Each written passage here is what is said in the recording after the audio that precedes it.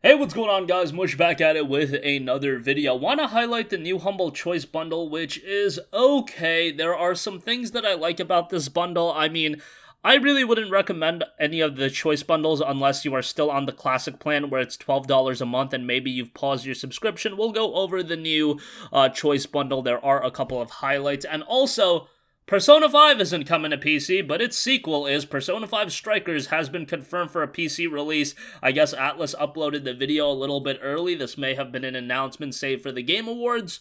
We'll talk that in just a little bit. Okay, so first of all, the Humble Choice bundle for the month of December. Right off the bat, two of the games, Overcooked 2 and Children of Morta, this is an issue that is going to arise, and as we see more and more subscription services get into the game, it's gonna be an inherent issue where there's so much crossover with the games. This is something we see on PlayStation with PlayStation Plus games, PlayStation Now, and then also on Xbox Gold, games with Gold, and then Xbox Game Pass.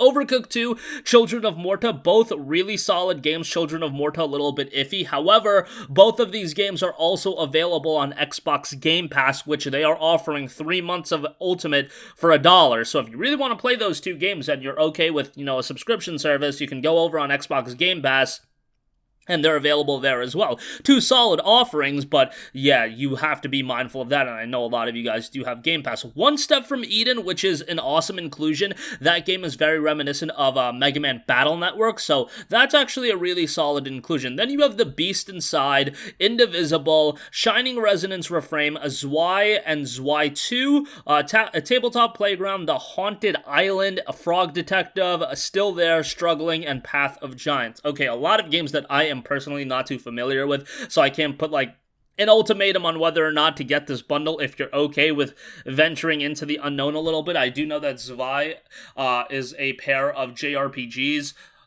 Shining Resonance has been around for quite a while. That on PC, that's a nice inclusion if you're a fan of JRPGs. It might be a little bit too weeb for some people, but yeah, that's an inclusion. So JRPG fans with both Zwei titles and Shining Resonance, that's probably going to be catered towards you. Indivisible is solid.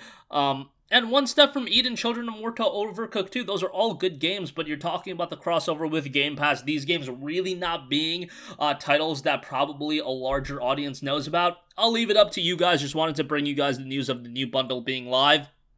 I get the bundles every month because I am on the yearly plan. I'm still on the classic plan, so, I just get them anyway. But yeah, for somebody dropping $20, it wouldn't say this bundle is $20 worthy. How about you go drop $1 on 3 months of Game Pass, enjoy some of these games, and then go play some Forza Horizon 4 or something. But if you're on the classic plan and some of these games look interesting to you, hey, maybe it's time to unpause and you can check some of those out. Also, if you are a first-time subscriber, you do get a month of EA Play Pro. However, there aren't that many great games being added to EA Play Pro. You get all the new EA games. However, the regular EA Access or EA Play that's tied to Game Pass already has a lot of the quality titles. Really, you're getting Star Wars Squadrons and some of the sports games, so that's not really good. I would say, if UFC was on PC, that'd be a good addition. However, UFC is not on PC, and, if you have interest in those sports titles, more power to you, then, yeah, maybe that makes the bundle a little bit more enticing, but, again, you have to be a new subscriber. That means dropping $20. That means,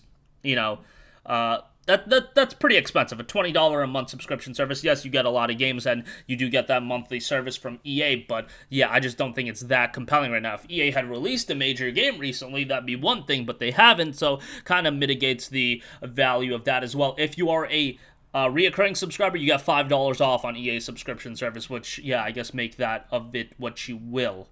Okay, here's another thing to talk about. Persona 5 Strikers is coming to PC and Steam. Now, why is this cool, or why is it not cool? Well, Persona 5 Strikers is a sequel to Persona 5. It takes place 6 months after the events of Persona 5. So why is this coming out on PC? Well, it's pretty obvious. This is actually being done by Tecmo Koei and their team Omega Force. Atlus's Persona team is helping out with it, but yeah, it's not like a regular Persona game like a Persona 4 Golden that was released on PC. However, this is still a sequel to Persona 5, so it's just absolutely goofy that we're getting a game like this and we're not getting, Persona 5 itself. Maybe at some point Persona 5 Royal will head to PC. I'm starting to lose faith at this point just because, dude, Persona 4 Golden sold so well.